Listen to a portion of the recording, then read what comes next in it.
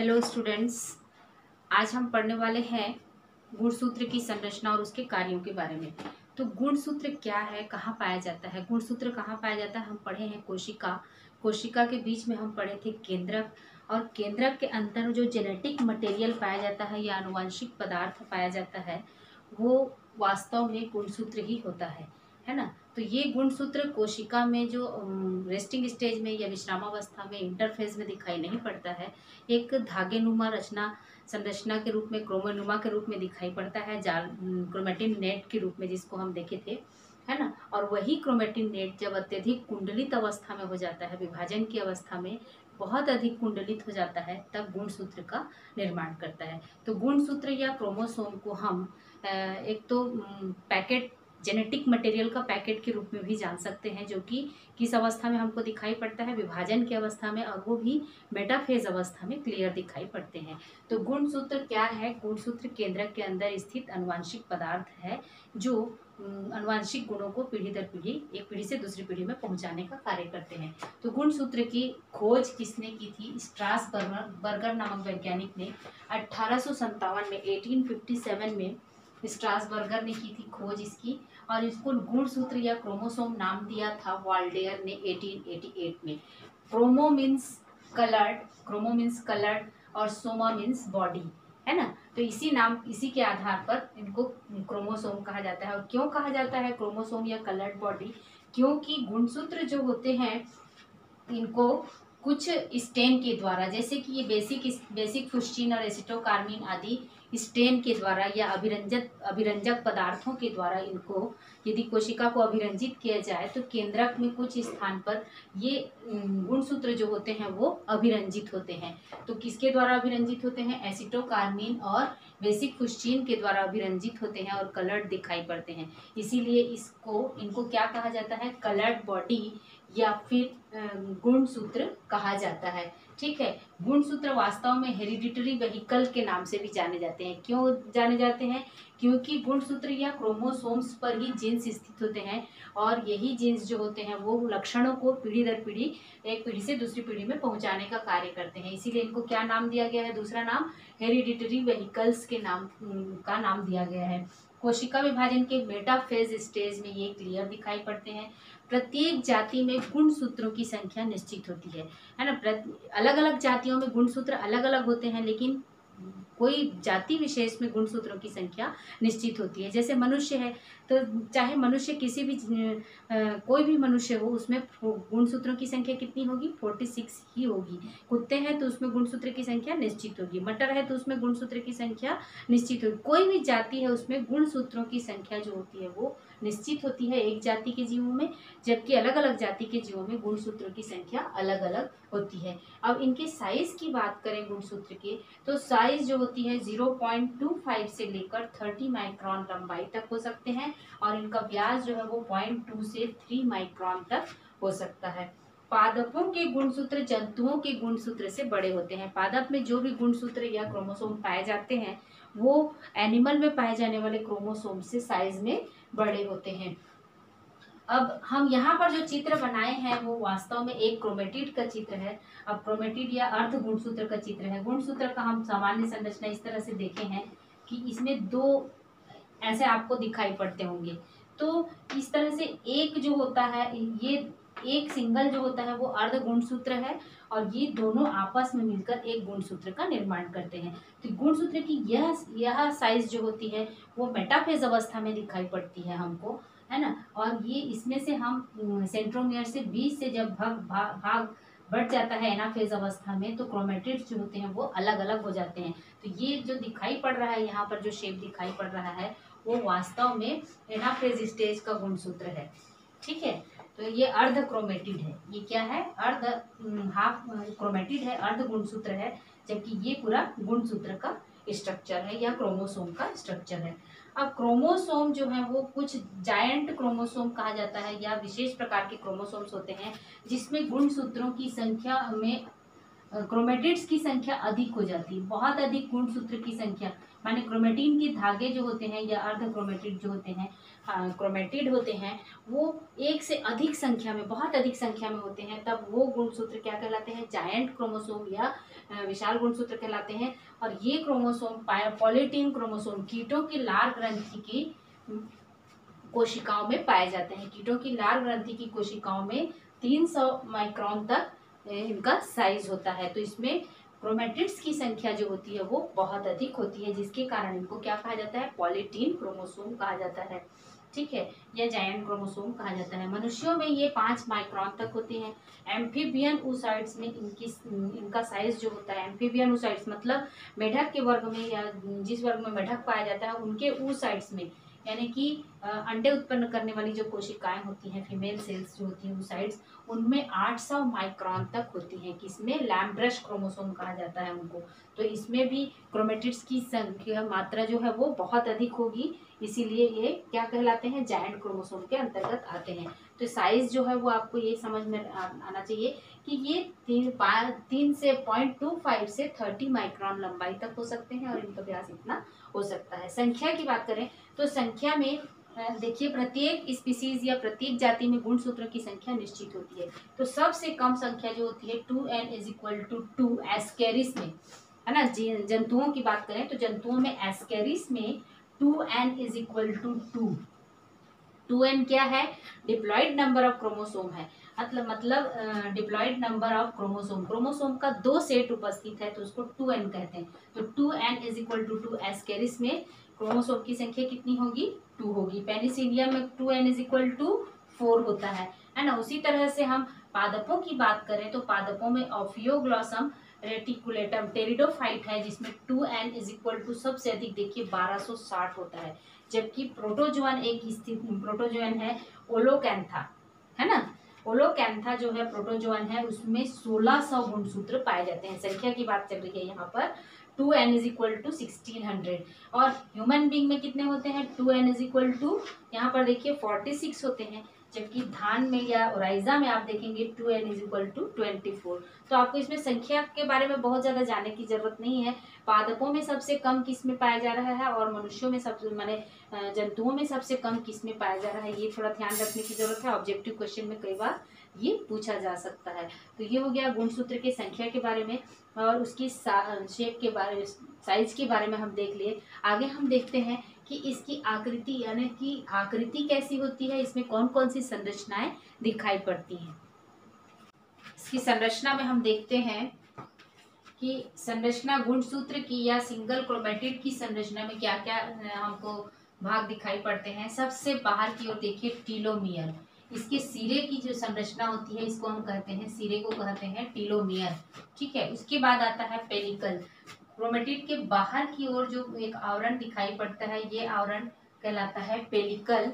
उस पेलिकल के भीतर की ओर जो मटेरियल है, द्रव भरा हुआ है, वो द्रव कहलाता है मैट्रिक्स। और मैट्रिक्स के अलावा यहाँ पर देखिए इस तरह से जो धागे नुमा यहाँ पर संरचना दिखाई पड़ रही है, ये कहलाता है क्रोमोनिमेटा। ठीक है, एक एक करके बाद में डिटेल करते हैं। और क्रोमोनिमेटा जहाँ पर ये कुंडलित अवस्था में होती है और जहाँ पर कम कुंडलित होती है उसको कॉन्स्ट्रिक्शन कहते हैं या संकुचन कहते हैं। प्राथमिक संकुचन और द्वितीयक संकुचन कहलाता है। तो ये कुंडलित धागे नुमा क्रोमोनिमेटा स्थित होता है, जो कि पेलिकल के द्वारा पैक रहता है, धागे नुमा संरचना। और उसके बाद इधर आता है सेंट्रोमियर, प्राइमरी कॉन्स्ट्रिक्शन या प्राथमिक संकुचन। उसके बाद सेकेंडरी संकुचन या सेकेंडरी कॉन्स्ट्रिक्शन कहलाता है, द्वितीयक संकुचन। इस तरह से फिर यहाँ पर बीट्स नुमा या डॉट नुमा संरचना आपको दिखाई पड़ रहा है, ये कहलाता है क्रोमोमियर, जहाँ पर जीन उपस्थित होते हैं। और उसके अलावा सबसे नीचे की ओर सैटेलाइट। तो एक एक करके देखते हैं। टीलोमियर, टीलोमियर जो गुणसूत्र के सिरे जो कहलाते हैं टीलोमियर कहलाते हैं। ये चिपचिपा होता है सिरा और ये इसको कहते हैं टीलोमियर कहते हैं। टीलोमियर जो है वो आपस में गुणसूत्रों को एक दूसरे से चिपकने से रोकते हैं और साथ ही साथ इनका संबंध जो होता है वो एजिंग से भी होता है या उम्र से होता है। जितने टीलोमियर की साइज जो होती है वो उम्र के साथ साथ इनकी सिरे जो होते हैं, गुणसूत्र के सिरे छोटे होते जाते हैं। तो इसकी सिरे के छोटे होने से रोक कर एजिंग को रोका जा सकता है भविष्य में, यदि कोई नई टेक्निक डेवलप हो जाए तो। ठीक है। तो ये टीलोमियर क्या है, गुणसूत्र के सिरे टीलोमियर कहलाते हैं, और ये टीलोमियर जो होते हैं वो गुणसूत्रों को आपस में चिपकने से रोकते हैं। उसके बाद आता है पेलिकल। पेलिकल बाह्य आवरण जो होता है वो पेलिकल कहलाता है। ये प्रोटीन पदार्थ का बना होता है, लेकिन ये इंटरफेज अवस्था में दिखाई नहीं देता है। इंटरफेज अवस्था में हमको क्या दिखाई पड़ता है, केंद्रिका या न्यूक्लियोलस दिखाई पड़ता है। तो जब न्यूक्लियोलस दिखाई पड़ता है तो पेलिकल नहीं दिखाई पड़ता है, और जब मेटाफेज या विभाजन की अवस्था आती है और न्यूक्लियोलस जो है वो डिसअपियर हो जाता है, तब हमको क्या दिखाई पड़ने लगता है, मेटाफेज में विभाजन की अवस्था में पेलिकल स्पष्ट रूप से दिखाई पड़ता है। तो ये हमेशा याद रखना है कि जब न्यूक्लियोलस दिखाई पड़ रहा है मतलब गुणसूत्र की वो अवस्था, सिर्फ जो है वो धागेनुमा संरचना दिखाई पड़ेगा, क्रोमोनिमेटा ही दिखाई पड़ेगा, पेलिकल क्लियर नहीं होंगी। और जब विभाजन की अवस्था आएगी तो न्यूक्लियोलर डिसअपियर हो जाएगा और पेलिकल जो है वो क्लियर हो जाएगा। उसके बाद आता है बाह्य आवरण को कहेंगे पेलिकल। पेलिकल के अंदर की ओर जो मैट्रिक्स द्रव भरा रहता है चारों तरफ, वो द्रव कहलाता है मैट्रिक्स कहलाता है। ये भी प्रोटीन पदार्थ का बना होता है, एंजाइम प्रोटीन आदि उपस्थित होते हैं मैट्रिक्स में। और इसी मैट्रिक्स में ये धागे नुमा संरचना जो आपको दिखाई पड़ रहा है वो कहलाता है क्रोमोनिमेटा। ये धागेनुमा संरचना जो कुंडलित संरचना यहाँ पर दिखाई पड़ रहा है यही कहलाता है क्रोमोनिमेटा। और यही क्रोमोनिमेटा जो है वो वास्तव में गुणसूत्र में डीएनए और प्रोटीन का बना होता है। क्रोमोनिमेटा किसका बना होता है, डीएनए प्लस हिस्टोन प्रोटीन का बना होता है। डीएनए और हिस्टोन प्रोटीन किस प्रकार का प्रोटीन होता है, डीएनए और हिस्टोन प्रोटीन का बना होता है। ये डीएनए और हिस्टोन प्रोटीन जो होते हैं वो डीएनए के धागे या थ्रेड जो होते हैं हिस्टोन प्रोटीन में कॉइलिंग होकर चारों तरफ लिपट कर पैक होकर इस तरह की संरचना या गुणसूत्र का निर्माण करते हैं। तो वास्तव में इसको ओपन किया जाए इस धागे को, तो ये धागा किस तरह से है, इस तरह से कॉइल्ड संरचना है। क्रोमोनिमेटा के धागे जो होते हैं वो कुंडलित होकर और चारों तरफ न्यूक्लियोसोम या प्रोटीन के हिस्टोन प्रोटीन के चारों तरफ लिपट लिपट कर इस तरह से पैकिंग होकर गुणसूत्र का निर्माण करते हैं। तो वास्तव में गुणसूत्र या क्रोमोसोम जो होते हैं वो किससे बने होते हैं, डीएनए और डीएनए के स्ट्रैंड, और डीएनए के स्ट्रैंड जो होते हैं वो किसके चारों तरफ लिपटे हुए रहते हैं, किसके द्वारा पैकिंग होती है, प्रोटीन हिस्टोन प्रोटीन के द्वारा उनकी पैकिंग होती है। तो ये क्रोमोनिमेटा जो होते हैं वो वास्तव में डीएनए और प्रोटीन के बने होते हैं, और यही डीएनए और प्रोटीन जो होते हैं वो आपस में कॉइलिंग करके, है ना, बहुत अधिक कुंडलित होकर गुणसूत्र का निर्माण करते हैं। तो ये हो गया क्रोमोनिमेटा। जो वास्तव में क्रोमोनिमेटा में ही जहाँ पर अधिक कुंडलित स्थान होता है वो और गहरा अभिरंजित होता है, ये कहलाता है क्रोमोमियर।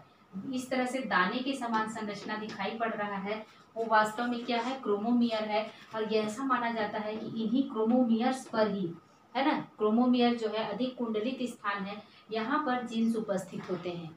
ठीक है, क्रोमोमियर्स पर ही जीन उपस्थित होते हैं ऐसा माना जाता है क्रोमोमियर पर। उसके बाद आते हैं कॉन्स्ट्रिक्शन की बात करें तो कॉन्स्ट्रिक्शन देखिए दो प्रकार का दिखाई पड़ रहा है। प्राइमरी कॉन्स्ट्रिक्शन तो सभी क्रोमोसोम्स में पाए जाते हैं, सभी प्रकार के क्रोमोसोम्स में, लेकिन सेकेंडरी कॉन्स्ट्रिक्शन जो है वो कभी कभी पाया जाता है किसी किसी क्रोमोसोम में। तो कॉन्स्ट्रिक्शन वास्तव में क्या है, जो डीएनए के स्ट्रैंड जो होते हैं वो कुंडलित होते हैं, जहां पर उनका कुंडलन कम हो जाता है या कुंडलन अनुपस्थित हो जाता है, डीएनए की ये स्ट्रैंड सीधे हो जाते हैं, वहां पर वो स्थान कहलाता है कॉन्स्ट्रिक्शन या संकुचन। तो संकुचन दो प्रकार के हैं, प्राइमरी संकुचन और द्वितीयक संकुचन। तो प्राइमरी संकुचन जो होते हैं, एक प्रोटीन डिस्क लाइक संरचना यहाँ पर स्थित होता है और उसको कहते हैं काइनेटोकोर। प्रोटीन का डिस्क लाइक संरचना क्या स्थित होता है यहाँ पर, काइनेटोकोर। ठीक है, प्रोटीन की एक डिस्क लाइक संरचना यहाँ पर उपस्थित होती है, उसको काइनेटोकोर कहते हैं। और ये पूरी संरचना सेंट्रोमियर कहलाता है। डीएनए के थ्रेड के साथ काइनेटोकोर को मिलाकर क्या कहा जाता है, सेंट्रोमियर कहा जाता है। तो सेंट्रोमियर जो है वो वास्तव में क्या काम करते हैं, डीएनए के क्रोमोसोम के, ये सेंट्रोमियर जो होते हैं क्रोमोसोम के दोनों क्रोमेटिड्स को आपस में जोड़े रखते हैं, और साथ ही साथ ये सेंट्रोमियर क्रोमेटिड को दो भुजाओं में बांट देते हैं, है ना। क्रोमेटिड या अर्ध गुणसूत्र को दो भुजाओं में, एक ऊपरी भुजा और निचली भुजा में बांट देते हैं। तो ये हो गया सेंट्रोमियर या प्राइमरी कॉन्स्ट्रिक्शन। उसके अलावा प्राइमरी कॉन्स्ट्रिक्शन के अलावा भी यदि किसी प्रकार का संकुचन दिखाई पड़ता है, दूसरा संकुचन, तो ये कहलाता है सेकेंडरी कॉन्स्ट्रिक्शन। यहाँ पर भी डीएनए जो है वो कम कुंडलित होते हैं और सेकेंडरी कॉन्स्ट्रिक्शन के चारों तरफ एक क्षेत्र दिखाई पड़ता है और वो क्षेत्र कहलाता है न्यूक्लियोलर। यहाँ पर देखिए ये न्यूक्लियोलर ऑर्गेनाइजर माने कि केंद्रिका संगठक स्थान स्थित होता है। यहाँ पर क्या स्थित होता है? केंद्रिका संगठक स्थान होता है या न्यूक्लियोलर ऑर्गेनाइजर स्थित होता है। तो ये न्यूक्लियोलर ऑर्गेनाइजर वास्तव में गुणसूत्र क्या होते हैं? पेयर में स्थित होते हैं। तो मानवों में क्या होता है? न्यूक्लियोर, इसको नॉर के नाम से जाना जाता है। ऑब्जेक्टिव में पूछा जाता है कई बार कि नॉर क्या है, तो नॉर क्या है? वास्तव में न्यूक्लियोलर ऑर्गेनाइजर है ना, न्यूक्लियोलर ऑर्गेनाइजर रीजन। तो ये कहाँ पर स्थित होता है? Nucleolar organiser region secondary constriction पर स्थित होता है। और मनुष्यों के गुणसूत्र के कौन कौन से पेयर पर स्थित होते हैं? 13, 14, 15, 21 और 22 नंबर के गुणसूत्र जो होते हैं वो उन पर क्या पाया जाता है? नॉर पाया जाता है या न्यूक्लियोलर ऑर्गेनाइजर पाया जाता है। वास्तव में न्यूक्लियोलर ऑर्गेनाइजर क्षेत्र की जो डीएनए होते हैं वो किसका निर्माण करते हैं? न्यूक्लियोलस का निर्माण करते हैं या केंद्रिका का निर्माण करते हैं। इसीलिए इसको क्या कहा जाता है? न्यूक्लियोलर ऑर्गेनाइजर रीजन कहा जाता है। यहाँ पर आरएनए और प्रोटीन, न्यूक्लियोलस में वास्तव में केंद्रिका किसके बने होते हैं? आरएनए और प्रोटीन के बने होते हैं। तो उस आरएनए और प्रोटीन का निर्माण इसी क्षेत्र के द्वारा होता है। इसीलिए इसको क्या कहा जाता है? न्यूक्लियोलर ऑर्गेनाइजर रीजन कहा जाता है या नॉर रीजन कहा जाता है। और कहाँ पर पाया जाता है ये नॉर? सेकेंडरी कॉन्स्ट्रिक्शन या द्वितीयक संकुचन पर पाया जाता है। इसीलिए यहाँ पर देखिए केंद्रिका का पोजीशन दिखाया गया है। ठीक है, सेकेंडरी कॉन्स्ट्रिक्शन। उसके बाद देखिए दो संकुचन पाए गए। प्राइमरी कॉन्स्ट्रिक्शन ये हो गया, सेंट्रोमियर कहलाया। सेकेंडरी कॉन्स्ट्रिक्शन, ठीक है। उसके बाद आता है सेकेंडरी कॉन्स्ट्रिक्शन के बाद जो अलग से और डीएनए का या जीन का हिस्सा, जो क्रोमोसोम का हिस्सा है, वो कहलाता है सैटेलाइट, है ना। सेकेंडरी कॉन्स्ट्रिक्शन के बाद जो डीएनए वाला क्रोमोसोम का जो हिस्सा होता है वो सैटेलाइट क्रोमोसोम कहलाता है। और ये सैटेलाइट क्रोमोसोम जो होते हैं सिरे कहलाते हैं क्रोमोसोम के। ये है साइन एसिड। इसको ऑब्जेक्टिव में पूछा जाता है कि सेट क्रोमोसोम कहा जाता है। इसको क्या कहा जाता है? जो सेकेंडरी कॉन्स्ट्रिक्शन के बाद जो गुणसूत्र या क्रोमोसोम का जो हिस्सा होता है वो कहलाता है सेट क्रोमोसोम कहलाता है। तो ये सेट क्रोमोसोम, सेट का फुल फॉर्म क्या होगा? साइन एसिड न्यूक्लियोनिको। साइन एसिड न्यूक्लियोनिको, ये चीज आप लोग नोट कर लीजिए। कई बार ऑब्जेक्टिव में पूछता है कि सेट क्रोमोसोम क्या है। तो सेट क्रोमोसोम तो क्या है? सेकेंडरी कॉन्स्ट्रिक्शन के बाद गुणसूत्र का जो हिस्सा होता है या क्रोमोसोम का, वह हिस्सा कहलाता है सेट क्रोमोसोम कहलाता है। और ये सेट क्रोमोसोम का फुल फॉर्म क्या है? साइन एसिड न्यूक्लियोनिको।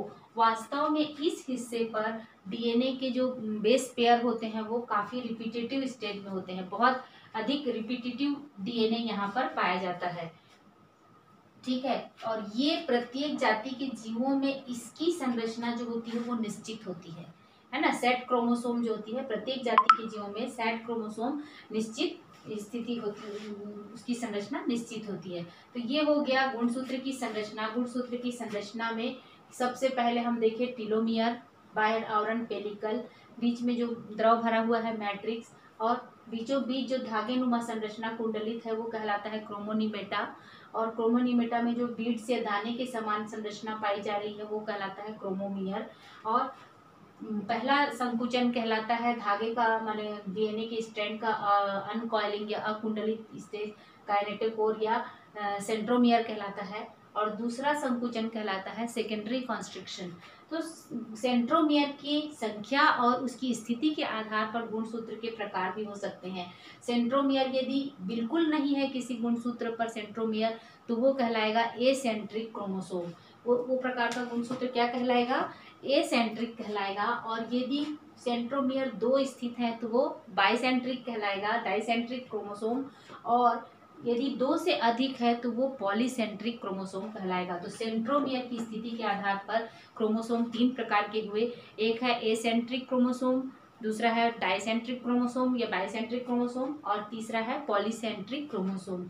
अब एक आता है क्रोमोसोम की, सेंट्रोमियर की स्थिति के आधार पर क्रोमोसोम कितने प्रकार के हैं। तो सेंट्रोमियर की स्थिति देखिए, सबसे सिरे पर यदि सेंट्रोमियर स्थित है तो नीचे की ओर पूरी गुणसूत्र की भुजाएं स्थित हैं, तो वो भुजा है तो कहलाता है टीलोसेंट्रिक, एकदम सिरे पर है तो। और सिरे से जस्ट नीचे यदि जरा सा नीचे यदि सेंट्रोमियर की स्थिति है तो वो कहलाता है एक्रोसेंट्रिक।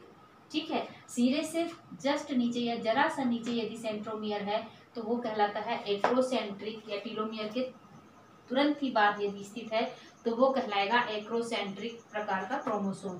उसके बाद आता है सब मेटासेंट्रिक। सब मेटासेंट्रिक किसको कहेंगे?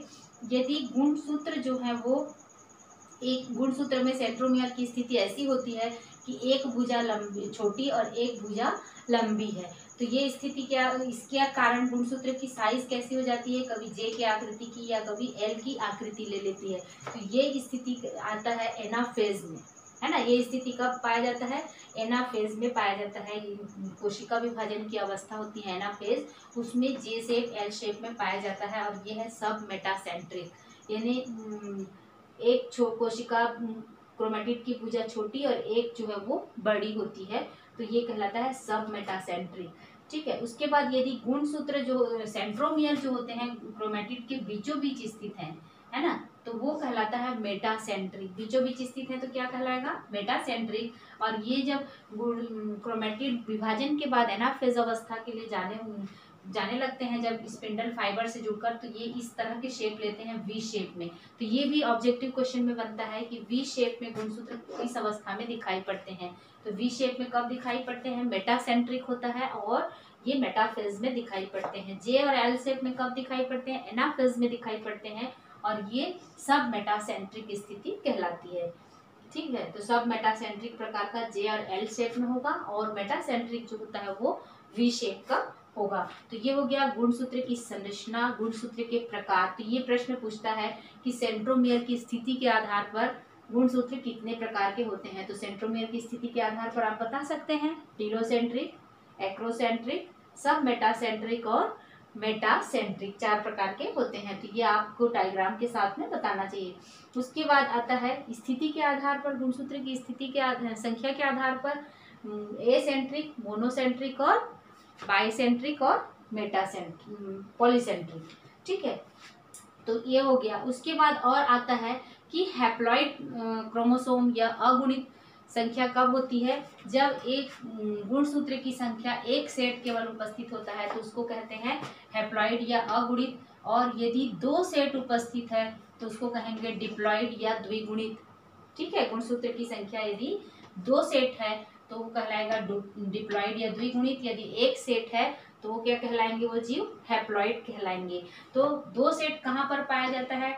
सोमैटिक सेल्स में पाया जाता है, और सेक्स क्रोमोसोम्स में पाया जाता है, सेक्स कोशिकाओं में पाया जाता है। लेकिन युग्मकों में पाया जाता है हैप्लॉइड नंबर ऑफ क्रोमोसोम, या हैप्लॉइड सेट पाया जाता है। ठीक है, उसके बाद आते हैं गुणसूत्र के कार्यों के बारे में। तो गुणसूत्र के कार्य कैसे होंगे? गुणसूत्र चूंकि ये जीन वेहिकल कहलाते हैं या जेनेटिक वेहिकल कहलाते हैं, अर्थात जीन इन्हीं में उपस्थित डीएनए में उपस्थित होते हैं, तो क्या कहेंगे? अनुवांशिक सूचनाओं को पीढ़ी दर पीढ़ी, एक पीढ़ी से दूसरी पीढ़ी में ले जाने का कार्य कौन करते हैं? गुणसूत्र करते हैं। उत्परिवर्तन, विकास, भिन्नता को उत्पन्न करते हैं। चूंकि जीन में ही परिवर्तन के फलस्वरूप उत्परिवर्तन होता है ना, और इनकी संख्या में परिवर्तन के फलस्वरूप भी उत्परिवर्तन होता है, और उसके फलस्वरूप नई पीढ़ी में भिन्नताएं आती हैं और विकास होता है। तो इसीलिए इसका कारण भी कौन है? इसको उनके कार्यों में लिख सकते हैं कि उत्परिवर्तन, विकास और भिन्नता को उत्पन्न करने में सहायक होते हैं। केंद्रिका निर्माण में देखिए, जब विभाजन की इंटरफेज अवस्था फिर से माने स्टार्ट होती है, तब क्या होता है? केंद्रिका का फिर से निर्माण होता है ना। विभाजन की अवस्था में विलुप्त हो जाती है, और जब विभाजन की अवस्था समाप्त होने को होती है तो फिर से न्यूक्लियोलस या केंद्रिका का निर्माण करना होता है। तो न्यूक्लियस या केंद्रिका का निर्माण कौन करता है? सेकेंडरी कॉन्स्ट्रिक्शन जो होता है गुणसूत्र ही करते हैं। तो केंद्रिका के निर्माण में, लिंग निर्धारण में हम जानते हैं कि मनुष्यों में देखिए या कई जीवों में गुणसूत्र कितने प्रकार के होते हैं? 2 प्रकार के होते हैं। किसके आधार पर? कोशिकाओं के आधार पर। यदि दैहिक कोशिकाओं में या ऑटोसोम्स में पाए जा रहे हैं तो उनको क्या कहेंगे? ऑटोसोम्स को ऑटोसोम कहेंगे। दैहिक कोशिकाओं में जो पाए जाते हैं उनको क्या कहा जाता है? ऑटोसोम या दैहिक गुणसूत्र कहा जाता है, ऑटोसोम। यदि सेक्स कोशिकाओं में पाया जाता है या सेक्स क्रोमोसोम्स में पाया जा रहा है तो उनको क्या कहेंगे, जनन कोशिकाओं में पाए जाने वाले क्रोमोसोम को सेक्स क्रोमोसोम कहेंगे, जो सेक्स का निर्धारण करते हैं। तो लिंग के निर्धारण में यदि एक्स एक्स क्रोमोसोम है तो वो लड़की होती है या गर्ल चाइल्ड होती है, और एक्स वाई है तो वो मेल होता है, और एक्स एक्स है तो फीमेल है। तो ये भी क्या है, गुणसूत्र है। तो गुणसूत्रों के आधार पर ही लिंग का निर्धारण किया जाता है। जीवों की विभिन्न क्रियाओं का नियंत्रण एवं गुणों की भावाकृति। जी गुणसूत्र में जो स्थित क्रोमोसोम में स्थित डीएनए होते हैं, डीएनए में जीन होते हैं, और वही जीन जो होते हैं वो लक्षणों को निर्धारण करते हैं। विभिन्न प्रकार की प्रोटीन्स का संश्लेषण के लिए इनमें कोड जिम्मेदार होते हैं, इनमें उपस्थित कोड, और वही कोड जो होते हैं विभिन्न गुणों को निर्धारित करते हैं। तो इसमें भी जिम्मेदार कौन है, गुणसूत्र ही हो। उनके कार्यों में लिखा जा सकता है कि जीवों की विभिन्न क्रियाओं का नियंत्रण करते हैं और साथ ही साथ गुणों की भावाकृति, है ना, जीन एक्सप्रेशन के लिए भी जिम्मेदार होते हैं। विभिन्न विकार के लिए जिम्मेदार गुणसूत्रों की यदि संख्या में कमी हो जा रही है या अधिकता हो रही है, या गुणसूत्र की संरचना में किसी प्रकार का परिवर्तन आ रहा है, तो विभिन्न प्रकार के रोग उत्पन्न हो सकते हैं। तो ये हो गया गुणसूत्र की संरचना, गुणसूत्र का कार्य, और गुणसूत्र की पूरी डिटेल हम पढ़ चुके हैं। अब आगे हम पढ़ेंगे गुणसूत्र के अंदर पाया जाने वाला जो मटेरियल है, क्रोमोनिमेटा, या उसमें न्यूक्लिक एसिड जो है वो किस तरह की उनकी संरचना होती है। तो